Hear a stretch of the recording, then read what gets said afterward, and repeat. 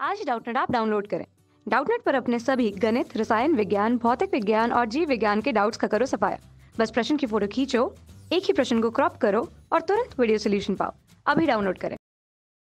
Hello students, question है कि एक दूरदृष्टि दोष वाला व्यक्ति 150 सेंटीमीटर से निकट की वस्तुएं स्पष्ट रूप से नहीं देख पाता। ठीक है, तो उसे पढ़ने के लिए चश्मे में किस प्रकार की क्षमता का लेंस प्रयोग करना चाहिए। ठीक है, किस क्षमता का लेंस प्रयोग करना है ये हमें ये बताना है। ठीक है, तो यहाँ बोला है कि जो हमारा व्यक्ति है वो दूरदृष्टि दोष है, जिसको हमारा क्या है कि निकट बिंदु जिसका दिया गया है 150 मीटर, अर्थात वो 150 मीटर से निकट की वस्तुओं को नहीं देख पाता। ठीक है, तो यहाँ पर क्या होता है कि स्वस्थ मनुष्य के अगर कोई है तो मनुष्य का जो है स्पष्ट जो हमारी दूरी होती है देखने की, वो कितनी होती है 25 सेंटीमीटर, अर्थात 25 सेंटीमीटर की दूर वस्तुओं को हम क्या कर सकते हैं, आसानी से देख सकते हैं, अगर हमारा जो आँख है उसमें कोई भी दृष्टि दोष नहीं है। तो यहाँ पर मान लेते हैं कि ये हमारा मनुष्य का आँख है, तो मनुष्य की आँख में जो होता है वो अवतल लेंस होता है। ठीक है, तो ये मनुष्य का आँख है, तो अवतल लेंस जो है यहाँ पर ही मान लेते हैं इसका मुख्य अक्ष ये है।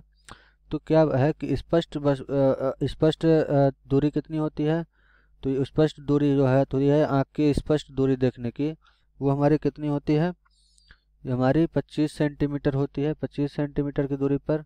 और इसका हमारा निकट बिंदु कितना दूरी पर है, ये हमारा 150 सेंटीमीटर।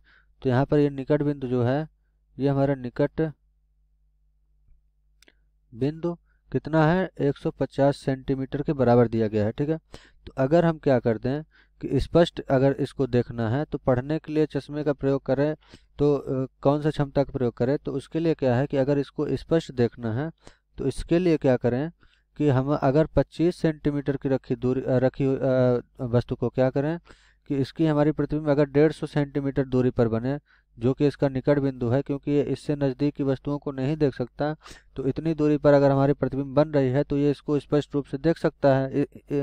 तो अगर हम 25 सेंटीमीटर पर रखी वस्तु को क्या कर दें कि उसका हमारा प्रतिबिंब कहाँ बना दें 150 सेंटीमीटर दूरी पर, तो हमारा जो ये व्यक्ति है वो स्पष्ट रूप से देख सकता है, अर्थात उसका हमारा जो दूरदृष्टि दोष है उसका निवारण हो जाएगा। क्योंकि हमारी जो यहाँ पर स्वस्थ आँख के लिए जो हमारी दूरी होती है देखने की स्पष्ट दृष्टि की, वो 25 सेंटीमीटर होती है। तो अर्थात अगर हम वस्तु की दूरी को क्या कर दें यू 25 सेंटीमीटर की दूरी पर रख दें और इसकी प्रतिबिंब कहाँ पर बना दें, हम नेत्र के सामने 50 सेंटीमीटर की दूरी पर 150 सेंटीमीटर की दूरी पर बना दें, तो हमारा जो ये व्यक्ति है ये आसानी से क्या कर सकता है कि यहाँ जो है स्पष्ट रूप से हमें ये जो पुस्तक है इसको पढ़ सकता है। ठीक है, तो हमारा क्या है कि यहाँ पर हमें जो लेंस है वो उत्तल लेंस है, ये उत्तल लेंस है। तो उत्तल लेंस के लिए क्या होता है कि हमारा जो यहाँ पर जिधर वस्तु रखी हुई है इधर की दूरियों को हम ऋणात्मक में ले लेते हैं और दूसरी तरफ की दूरियों को हम धनात्मक में लेते हैं। ठीक है, तो इस वजह से u क्या हो जाएगा ऋण, और हमारा v भी ऋणात्मक आ जाएगा। तो इसका हम देख लेते हैं कि इसके लिए हमारे कौन सी फोकस दूरी वाला लेंस चाहिए कि हमारा उसका प्रतिबिंब कहाँ पर बने 150 सेंटीमीटर पर बने, जब हमारा वस्तु कहाँ पर रखा हो 25 सेंटीमीटर पर। तो इसके लिए क्या कर लेते हैं कि लेंस का सूत्र लगा लेते हैं, 1/f बराबर 1/v ऋण 1/u के बराबर होता है।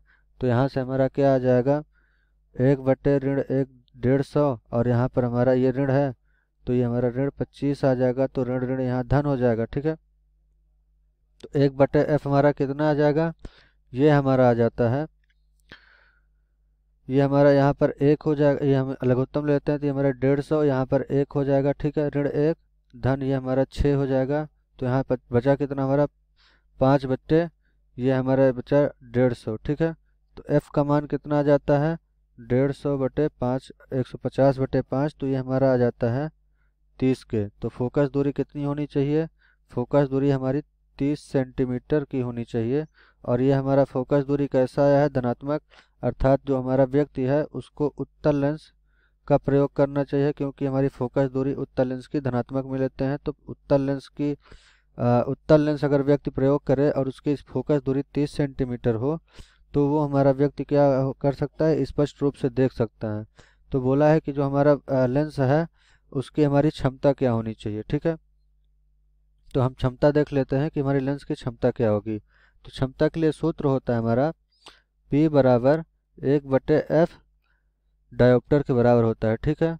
तो यहाँ पर हमारा क्या होता है, जो फोकस दूरी होते हैं ये हमारी मीटर में होनी चाहिए। तो यहाँ कितनी है, फोकस दूरी सेंटीमीटर में, तो f कितना हो जाएगा हमारा 30 × 10⁻²2 मीटर के बराबर। तो अब हमारा यहाँ पर क्या हो जाएगा, पावर जो है अर्थात यहाँ पर क्षमता जो है ये आ जाएगा 1/30 × 10⁻²2 डायोप्टर के बराबर। तो P कितना आ जाएगा हमारा 100/30 डायोप्टर।